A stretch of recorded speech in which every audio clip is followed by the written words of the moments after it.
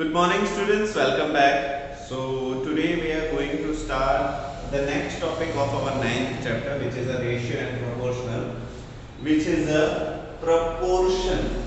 So what can we understand by a proportion? Let me take an example which is very easy. Suppose you are purchasing four notebooks for I think 60 rupees. Let us say we are purchasing, हम खरीद रहे हैं 4 notebooks for, हमने 4 notebook खरीदी और उसका bill हो गया 60 रुपीज। ठीक है, तो हमने 4 नोटबुक खरीदी 60 रुपए। Similarly if we are purchasing 12 notebooks, अगर हम 12 नोटबुक्स खरीदते हैं तो कितने रुपए हो जाएंगे? तो बहुत सारे लोगों को दिमाग में कैलकुलेशन बैठ गया कि 4 4 60, मतलब एक नोटबुक की कीमत हो जाती है 15 रुपीज, राइट? और आपने डायरेक्टली कर लिया कि 60 divide by 4 which is equal to 15। एक नोटबुक की कीमत 15 रुपया है। So similarly if you are purchasing 12 notebooks, so 12 into 15 how much? तो यहाँ पे इसको ऐसे भी कर सकते हो। ऑल्टरनेटिव वे ये है कि 4 3 12, आपने नोटबुक 3 गुना बढ़ा दी तो भाव भी 3 गुना बढ़ जाएगा। So it is for 180 rupees. Whatever you feel easy, आपको जो भी इजी लगता है you can go through it. ठीक है, आप 12 into 15 करोगे तो भी 180 ही आएगा, there is no change. So as we can see, हम नंबर ऑफ नोटबुक्स बढ़ा रहे हैं, उसके साथ साथ प्राइस भी प्रपोर्शन में ही बढ़ रहा है। It is increasing with a proportion. ऐसा नहीं है कि ये 12 बुक हो गए और यहाँ पे 250-300 रुपए हो गए, no, it is increasing proportionally. For example एक बच्चे को 2 चॉकलेट मिली तो 10 बच्चों को 20 चॉकलेट मिलेगी, हाँ या ना? तो यहाँ पे proportionally it is increasing. So that is what proportion is. तो प्रोपोर्शन हमेशा इसी तरीके से काम करेगा, बदलेगा। अभी रेशियो में भी नो कि रेशियो को हम लिखते थे 1:2, 2:4, 4:8, but what about proportion? Proportion तो 4 चीजों के बीच में हो रहा है। So how can we write it? Suppose it is given A proportion B, कोई चीज A proportion B में बढ़ रही है, उसी के जैसे C proportion D भी बढ़ रहा है कि इसको नोटबुक ले लो, इसको नोटबुक का प्राइस ले, तो ये प्रोपोर्शन सिमिलर ही है। तो जब भी हमें दो रेशियोज को कंबाइन करना हो तब हम उसको 2:2 से दिखाते हैं, जिसको हाँ तो उसको हम बोलेंगे एज। यहाँ पे मैं बोल देता हूँ, 2 डॉट्स को आप बोलते थे इज 2। अभी हम 4 डॉट इस्तेमाल करने वाले हैं, इसको हम बोलेंगे एस। Got my point? तो ये है इज 2 और ये है एस। तो जब भी हम दो रेशियोज को प्रोपोर्शनली, जो की है उसको अगर हम कंपेयर करते हैं, we are comparing the ratios which are proportional to each other, then we will use it as. ठीक है, हम उसको एज की तरह इस्तेमाल करेंगे। For example A is to B as C is to D। इसको अगर हमें वर्ड में बदलना हो तो A और B जिस रेशियो में है उसी रेशियो में C और D है। इसका मतलब ऐसे होगा। Got my point? श्योर? तो ठीक है, चलो, तो इसको तो आप वर्ड में समझ लिए, symbolically you have understood it. When we are writing in a fractions form तब क्या होगा? For example यहाँ पे मैं लिखता हूँ A is to B।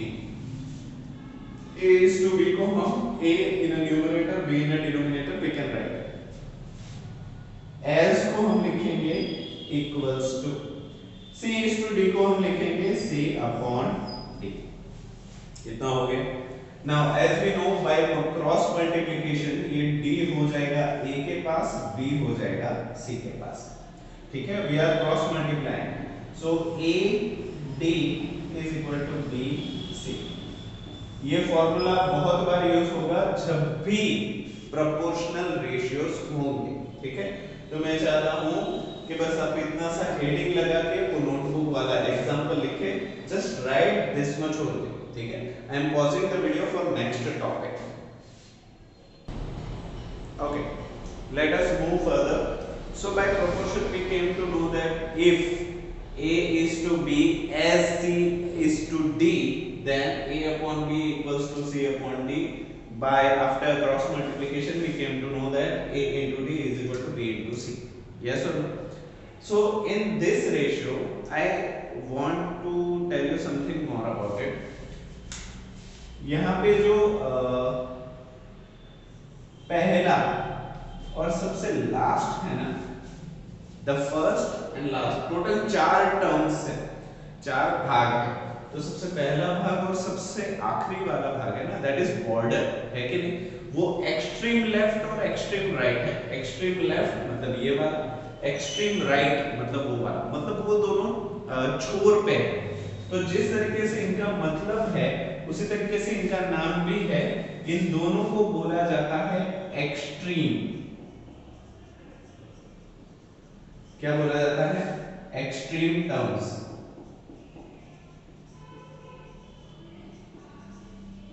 ठीक है, छोर वाले पद, छोर वाले टर्म्स, एक्सट्रीम टर्म्स। आप और स्पेसिफिकली बोलना चाहो तो आप एक्सट्रीम लेफ्ट और एक्सट्रीम राइट बोल सकते हो, there is not an issue about it, but first and last will be extreme, ठीक है। अभी आप बोलोगे सर पहले और आखिरी का बताया तो बीच वाले का भी बता ही दो। तो ये जो बीच वाले हैं उनको बोला जाता है मीन। क्या बोला जाता है? मीन। या फिर बीच वाले हैं इसलिए इनको मिडल टर्म्स भी बोला जाता है। Got my point? तो एक्सट्रीम टर्म्स, मिडल टर्म्स या फिर mean terms. Got my point? ठीक है। तो अभी ये मैंने आपको क्यों समझाया, बिकॉज इसी के ऊपर हमारा नेक्स्ट टॉपिक डिपेंड करता है, which is continued proportion. Continued proportion किसको कहेंगे? कंटिन्यूड प्रोपोर्शन उन प्रोपोर्शन को कहेंगे जिनके मिडल टर्म्स सेम हो। Got my point? नहीं समझा? ये B और C की जगह पे सिर्फ B ही हो, यहाँ पे भी B हो और यहाँ पे भी B हो, तो ऐसे प्रोपोर्शन को हम कंटिन्यूड प्रोपोर्शन कहेंगे। For example A is to B as B is to C। तो यहाँ पे अगर आप देखो सो मिडल टर्म्स या फिर मीन टर्म्स सेम है। यहाँ पे भी B भाई साहब है, यहाँ पे भी B भाई साहब है कि नहीं? So such terms, such proportion is known as a continued proportion। ये कंटिन्यू हो रहा है क्योंकि इसका जो डिनोमिनेटर है वो दूसरे का न्यूमरेटर है, कंटिन्यू हो रहा है। तो how can we write this? A upon B equals to B upon C। हाँ या ना? क्रॉस मल्टीप्लिकेशन करते हैं, C यहाँ पे B यहाँ पे, so A into C equals to B into B। B और B दोनों सेम ही है तो पावर 2 हो जाएगा, so A into C is equal to B square। ये वाला फॉर्मूला तब आएगा when there is a continued proportion। ठीक है, ये एक्चुअली दोनों फॉर्मूला नहीं है, आप याद ना करो फिर भी प्रोपोर्शन को आप सॉल्व कर सकते हो, but you have to know because questions will be given in terms of extreme term is this, middle term is this, middle first term is this, and what would be the either they are in continued proportion or not। so ये सारे words अगर आप याद नहीं करोगे so you are unable to solve a problem। ठीक है, तो वीडियो को पॉज करो and the remaining things you can write। now we are moving for some problems। okay, so from example 17 check whether the following numbers are in proportion or not। Check करो कि ये 4 number जो दिए हैं वो proportion में है या नहीं। कंटिन्यूड प्रोपोर्शन नहीं बोला, just they are asking is proportion में है कि नहीं। तो हमें पता ही है कि प्रोपोर्शन का रूल क्या था कि A is to B as C is to D, जिसको हम लिखते थे A upon D equals to C upon D। तो इसका क्रॉस मल्टीप्लिकेशन करने के बाद होता था AD is equal to BC। हाँ यार, तो यहाँ पे कंपेयर करते हैं। A is 10, B is 16, C is 5, D is 8। हाँ यार, तो सारी वैल्यूज को यहाँ पे देख लो। If LHS becomes RHS, LHS और RHS सेम है, उसका मतलब है कि ये सारे प्रोपोर्शन में है। Let us see what is A? A is 10। What is D? Extreme 8 है, is equal to what is B?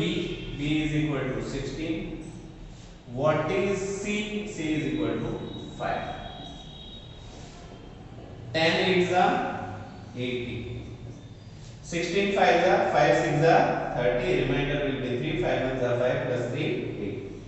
So 80 becomes 80, that means 10 16 5 8 are in proportion। यहाँ पे लिख दो, yes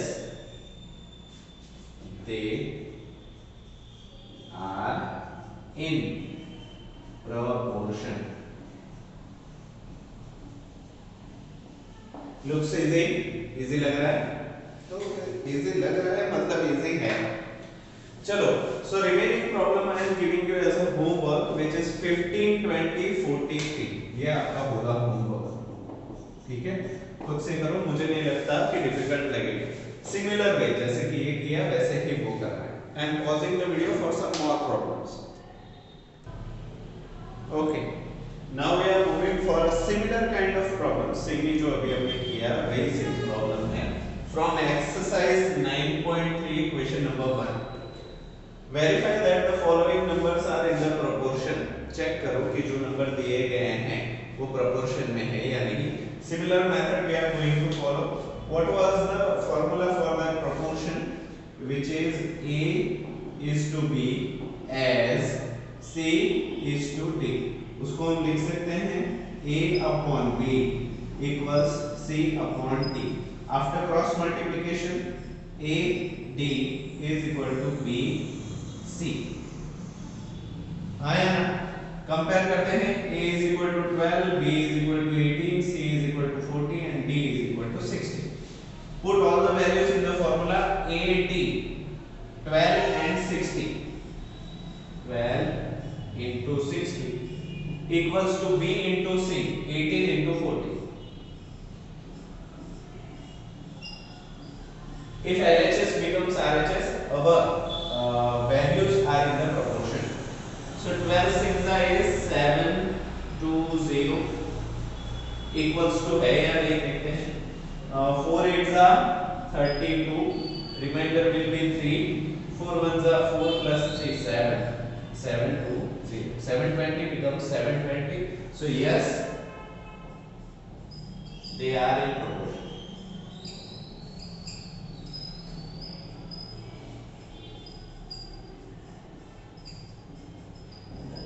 Done? So similarly 3, 2nd, 3rd and 4th will be homework for you। इसमें ज़्यादा कुछ है नहीं मुश्किल। So do it by yourself। अगर आंसर नहीं आ रहा है तो मुझे बता, ठीक है। चेक करना है, अगर फॉर एग्जांपल किसी प्रॉब्लम में इक्वल्स टू नहीं आता तो आपको एक लाइन इस इक्वल टू के बीच में ऐसे कर देनी है which is a sign of not equal to, ठीक है। और यहाँ पे yes की जगह पे no, they are not in proportion ऐसे आपको लिखना है। ओके, और सिमिलर प्रॉब्लम्स है, उसके लिए मैं वीडियो पॉज कर रहा हूँ। Okay, so it is from exercise 9.3 question number 2। find the value of p from the following proportion। p की वैल्यू ढूंढनी है और ये proportion में है ऐसा बोल दिया है, ठीक है। so formula you know which one you we have to use, and unknown is only p। जो नहीं पता वो सिर्फ p ही है, बाकी सारी चीजें पता है, तो ज्यादा मुश्किल नहीं है। फर्स्ट प्रॉब्लम में करके दिखाता हूँ। for the proportion we know that a is to b as c is to d, जिसको हम फ्रैक्शंस में लिख सकते हैं a upon b equals to c upon d, जिसका मतलब हो जाता है a d is equal to b c cross multiplication के बाद। that we already know, इतना तो हमें पता है। Then we have to compare a is 7, b is p put all the respective values in the formula. So we know that A is equal to 7, D is equal to 45, B is equal to P, and C is equal to 35. What we are doing, जो भी चीज unknown है ना, जो हमें ढूंढनी है, उसको कोशिश करो कि हमेशा लेफ्ट हैंड साइड पे रखो। अभी यहाँ पे है ये राइट हैंड साइड पे, तो मैं क्या कर रहा हूँ, साइड चेंज कर देता हूँ। लेफ्ट हैंड साइड को RHS बना रहा हूँ, RHS को LHS। सो बाय रीराइटिंग, फिर से लिखने से P35 is equal to 745. Don't hurry to do the multiplication. Multiplication करने के लिए जल्दबाजी मत करो, क्योंकि ये वाला नीचे जाएगा ना तो बहुत सारी चीज कट हो सकती है। तो मल्टीप्लाई करके फिर से आप काटोगे, इससे अच्छा इसको ऐसे रहने दो। Finally we will do multiplication और division if needed. So P को हम वहीं का वहीं रखते हैं। 35 और P के बीच में मल्टीप्लिकेशन रिलेशन है। When we are changing inside, it will become division. So P will be equal to 7 into 45 whole divided by 35. As we know, 35 और 7 के बीच में रिलेशन है। 7 5 35, यहाँ पे हो जाएगा 7 5 35। 5 और 45 के बीच में भी रिलेशन है। 5 9 45. So there is nothing left except 9 in a numerator. So we know that P is equal to 9. So P is equal to 9, which is our answer. हो गया, इतना ही है। कोई अगर पूछे कि इसको 9:1 लिख सकते हैं, 9/1 लिख सकते हैं, तो हाँ लिख सकते हो, there is no problem. But क्योंकि यहाँ पे P ही पूछा है, तो डायरेक्टली P मिल रहा है, तो उसको ऐसे ही रहना। Got my point? ठीक है। वीडियो को पॉज करके इसको लिख दो, उसके बाद सेकंड वन भी I am explaining to you कैसे करना है। वीडियो को पॉज करो, लिख लो, देन फॉर सेकंड जो भी आप लिख रहे हो initially you have to write in CW, ठीक है। आप क्लास वर्क के बुक में लिखोगे, उसके बाद फेयर बुक में लिखोगे। Twice you have to do the practice, ठीक है। So P:8 is equal to 27:72. They are already in proportion, so we know that A is to B as C is to D. In fractions we can write it as A upon B equals to C upon D. After cross multiplication we know that A into D is equal to B into C. ये multiplication sign हटा के directly AD और BC लिखा तो भी कोई problem नहीं है। So now we know the formula, we have to just put the values in it. By comparing A is equal to P, B is equal to 8, C is equal to 27, D is equal to 72. So put all the values in the respective formula. A is equal to P, D is equal to 72 is equal to, B is equal to 8 and C is equal to 27. Don't hurry to do the multiplication. Multiplication करने में जल्दबाजी नहीं, इसको नीचे पहुंचाओ, देखते हैं सीधा सीधा कट हो रहा है या नहीं। So P will be equal to 8 into 27 whole divided by 72. As we know 8 और 72 के बीच में शायद कोई रिलेशन है। 8 9 72, 8 9 72, 9 और 27 के बीच में भी रिलेशन है। 9 3 27. Everything has been cancelled except 3 in a numerator. So our answer will be P is equal to 3. है कि नहीं? So this will be your answer. Two problems from the same question I am giving you as a homework. Second question का ही third और fourth है, similar ही है, वो मैं homework में दे रहा हूँ, वो आपको करना है, ठीक है। तो आज के लिए इतना ही रखते हैं, ठीक है। ज्यादा दूंगा तो आपको फिर से तकलीफ होने लगेगी, पेट में सर में दर्द, कहाँ कहाँ दर्द होने लगेगा पता नहीं, बट आज के लिए इतना ही। डू इट रेगुलरली, ठीक है। मैंने मैसेज डाला है, अटेंडेंस उन्हीं को मिलेगी जो रेगुलर होमवर्क मुझे भेजेंगे, तो आज का वीडियो देख के आज ही 4 और 5 बजे के बीच में जिसने मुझे होमवर्क भेजा उसकी ही मैं अटेंडेंस देने वाला हूँ, ठीक है। कुछ बच्चों को मैं बोलना चाहूँगा रेगुलर करो, सबको ही बोल देता हूँ। Yash do it regularly, Jitendra do it regularly, Sonakshi do it, तुम करते ही हो बट अच्छे से करो। Then Hamza please be regular in online classes. Harshil, Yug Vyas, ठीक है, everybody be particular and be regular, ठीक है। तो आज के लिए इतना ही रखते हैं, अभी हम मिलेंगे नेक्स्ट प्रॉब्लम्स के साथ, ठीक है।